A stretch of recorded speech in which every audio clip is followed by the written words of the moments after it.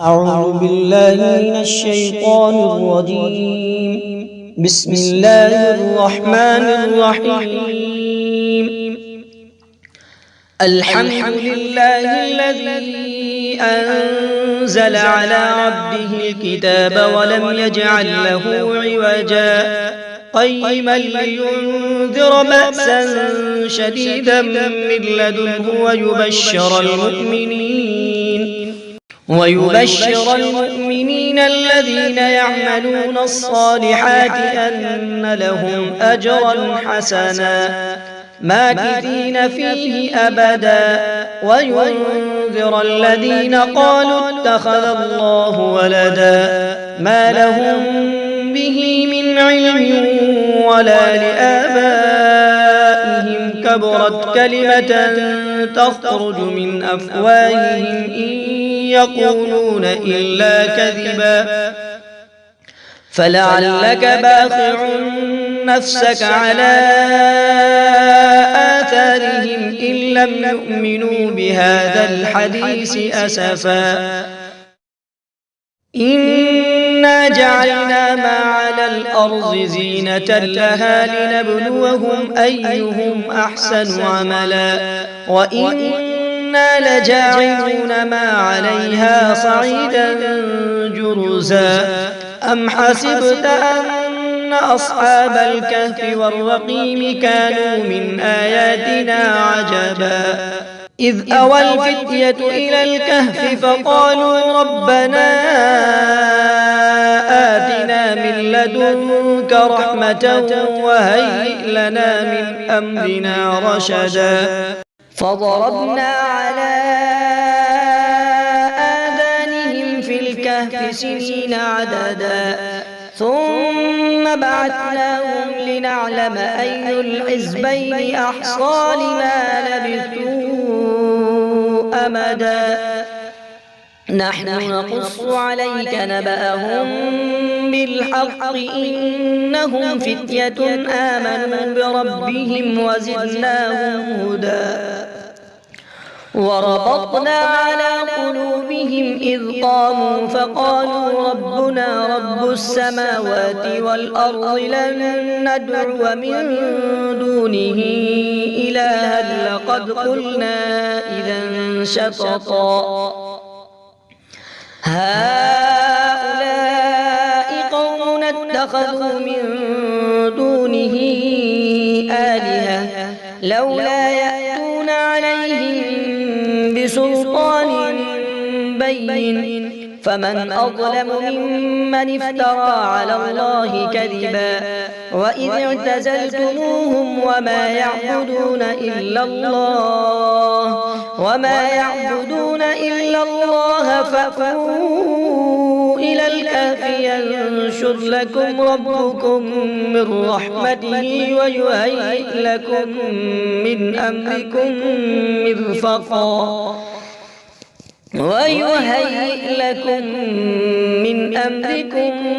مرفقا وترى الشمس إذا طلعت تزاور عن كهفهم ذات اليمين وإذا غربت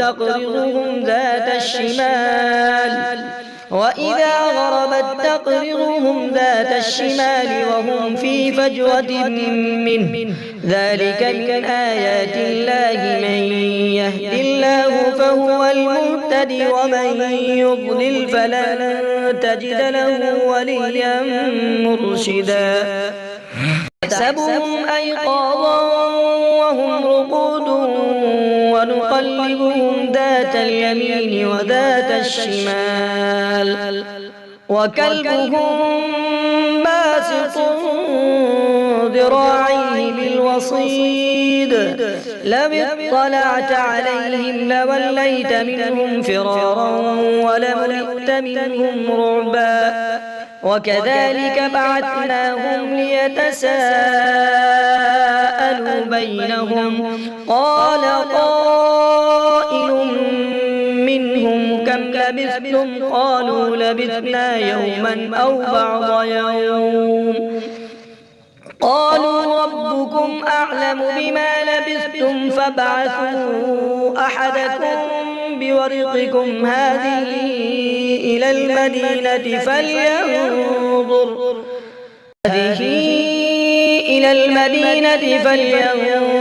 أيها أزكى طعاما فليأتكم برزق منه وليتلطف ولا يشعرن بكم أحدا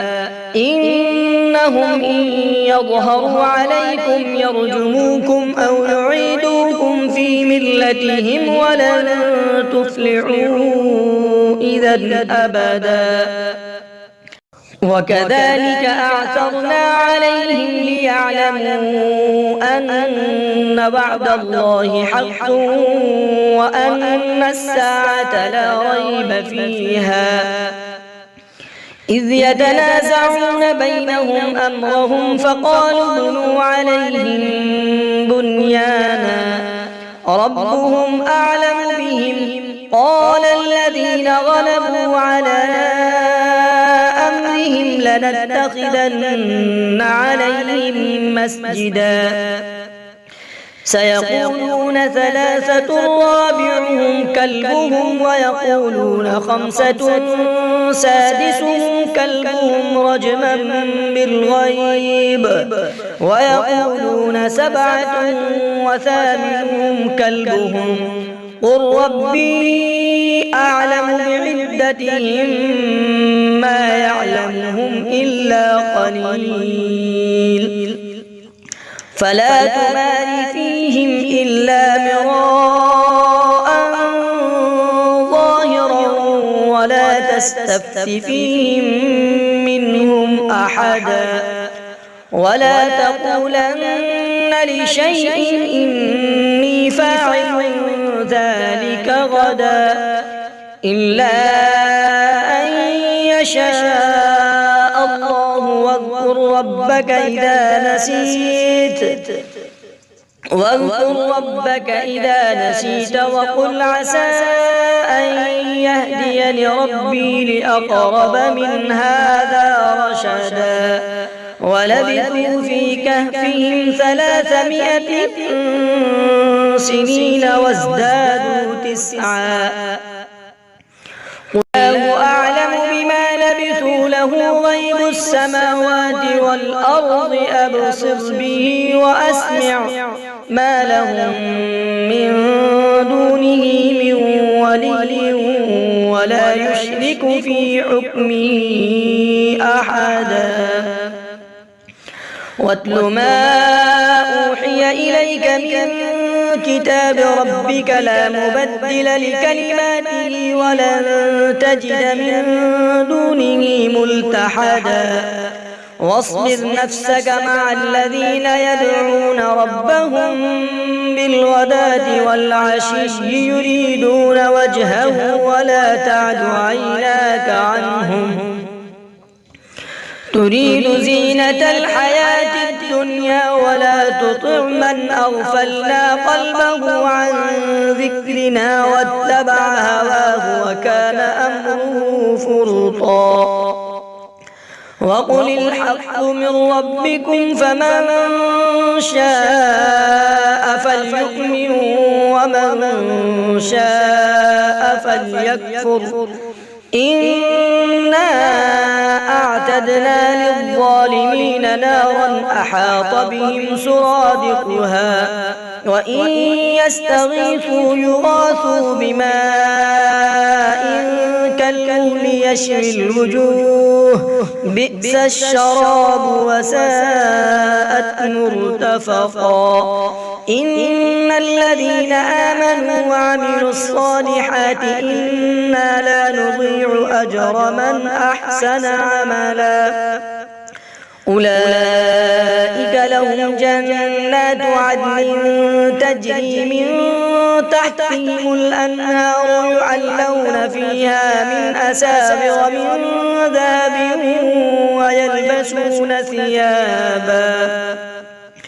ويلبسون ثيابا خضرا من سندس وإستبرق متكئين فيها على الأرائك نعم الثواب وحسنت مرتفقا. واضرب لهم مثل الرجلين جعلنا لأحدهما جنتين من أعناب وحففناهما بنخل وجعلنا بينهما زرعا كلتا الجنتين آتت أكلها ولم تظلم منه شيئا وفجرنا خلالهما نهرا وكان له ثمر فقال لصاحبه وهو يحاوره أنا أكثر منك مالا وأعز نفرا. ودخل جنته وهو ظالم لنفسه قال ما أظن أن تبيد هذه أبدا وما أظن الساعة قائمة ولئن رددت إلى ربي لأجدن خيرا منها منقلبا. قال له صاحبه وهو يحاوره أكفرت بالذي خلقك من تراب ثم من نطفة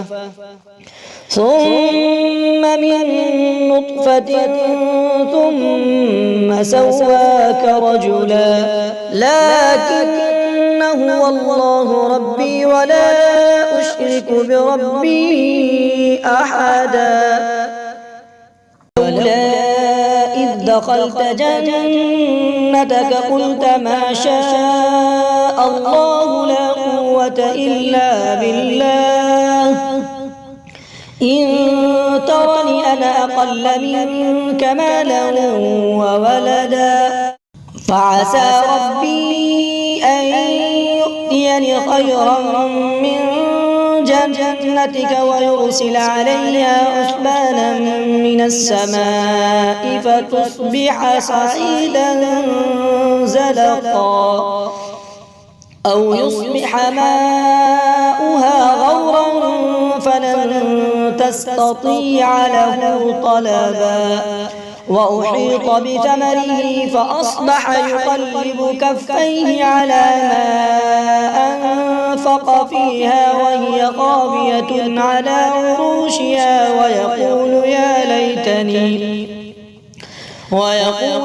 ليتني لم أشرك بربي أحدا.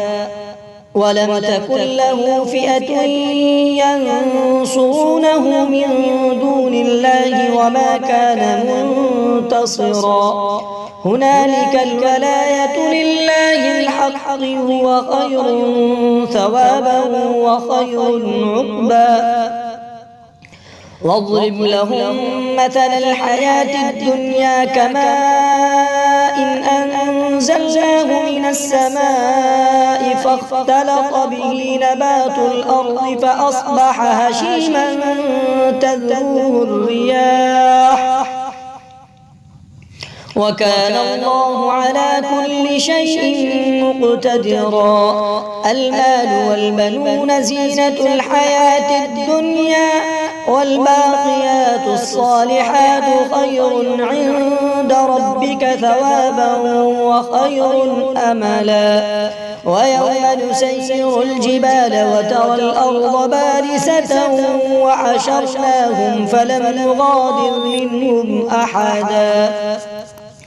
وعرضوا على ربك صفا لقد جئتمونا كما خلقناكم أول مرة بل زعمتم أن لن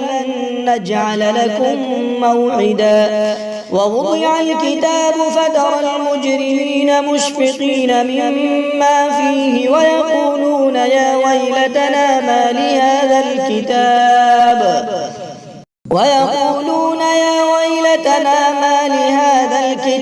لا يغادر صغيرة ولا كبيرة إلا أحصاها ووجدوا ما عملوا حاضرا ولا يظلم ربك أحدا وإذ قلنا للملائكة اسجدوا لآدم فسجدوا إلا إبليس كان من الجن ففسق عن أمر ربه أفتتخذونه وذريته أولياء من دوني وهم لكم عدو بئس للظالمين بدلا ما أشهدتهم خلق السماوات والأرض ولا خلق أنفسهم وما كنت متخذ المضلين عضدا ويوم يقول نادوا شركائي الذين زعمتم فدعوهم فلم يستجيبوا لهم وجعلنا بينهم موبقا ورأى المجرمون النار فظنوا أنهم مواقعوها ولم يجدوا عنها مصرفا ولقد صرفنا في هذا القرآن للناس من كل مثل وكان الإنسان أكثر شيء جدلا وما منع الناس أن يؤمنوا إذ جاءهم الهدى ويستغفروا ربهم إلا أن تأتيهم سنة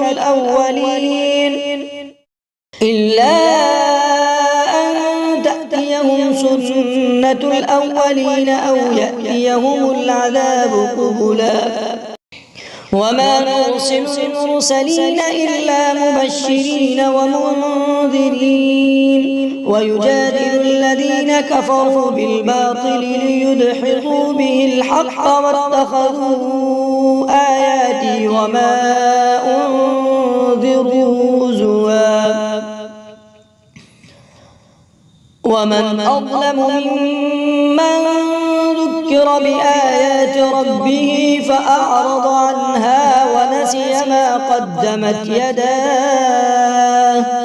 إنا جعلنا على قلوبهم أكنة أن يفقهوه وفي آذانهم وقرا وإن تدعوهم إلى الهدى فلن يهتدوا إذا أبدا وربك الغفور ذو الرحمة لو يؤاخذهم بما كسبوا لعجل لهم العذاب بل لهم موعد لن يجدوا من دونه موئلا وتلك القرى أهلكناهم لما ظلموا وجعلنا لمهلكهم موعدا وإذ قال موسى لفتاه لا أبرح حتى أبلغ مجمع البحرين أو أمضي حقبا فلما بلغا مجمع بينهما نسيا حوتهما فاتخذ سبيله في البحر سربا فلما جاوزا قال لفتاه آتنا غداءنا لقد لقينا من سفرنا هذا نصبا قال أرأيت إذ أوينا إلى الصخرة فإني نسيت الحوت وما أنسانيه إلا الشيطان أن أذكره واتخذ سبيله في البحر عجبا قال ذلك ما كنا نبغي فارتدا على آثارهما قصصا فوجدا عبدا من عبادنا آتيناه رحمة من عندنا وعلمناه من لدنا علما قال له موسى هل أتبعك على أن تعلمني مما علمت رشدا قال إنك لن تستطيع معي صبرا وكيف تصبر على ما لم تحط به خبرا قال ستجدني إن شاء الله صابرا ولا أعصي لك أمرا قال فإن اتبعتني فلا تسألني عن شيء حتى أحدث لك منه ذكرا فانطلقا حتى إذا ركبا في السفينة خرقها قال أخرقتها لتغرق أهلها لقد جئت شيئا إمرا قال ألم أقل إنك لن تستطيع معي صبرا قال لا تؤاخذني بما نسيت ولا ترهقني من أمري يسرا فانطلقا حتى إذا لقيا غلاما فقتله قال أقتلت نفسا زكية بغير نفس لقد جئت شيئا نكرا قال ألم أقل لك إنك لن تستطيع معي صبرا قال إن سألتك عن شيء بعدها فلا تصاحبني قد بلغت من لدني عذرا فانطلقا حتى إذا أتيا أهل قرية استطعما أهلها فأبوا أن يضيفوهما فوجدا فيها جدارا يريد أن ينقض فأقامه قال لو شئت لاتخذت عليه أجرا قال هذا فراق بيني وبينك سأنبئك بتأويل ما لم تستطع عليه صبرا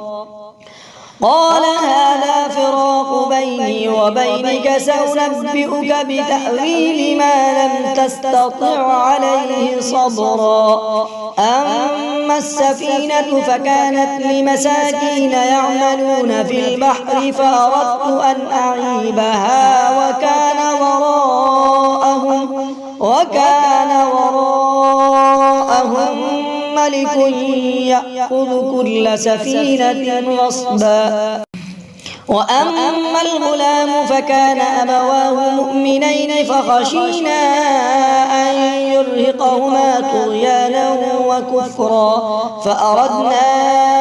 أن يبدلهما ربهما خيرا منه زكاة وأقرب رحما وأما الجدار فكان لغلامين يتيمين في المدينة وكان تحته كنز لهما وكان أبوهما صالحا فأراد ربك أن يبلغا أشدهما ويستخرجا كنزهما رحمة من ربك وما فعلته عن أمري ذلك تأويل ما لم تسطع عليه صبرا ويسألونك عن ذي القرنين قل سأتلو عليكم منه ذكرا إنا مكنا له في الأرض وآتيناه من كل شيء سببا فأتبع سببا حتى إذا بلغ مغرب الشمس وجدها تغرب في عين حمئة ووجد عندها قوما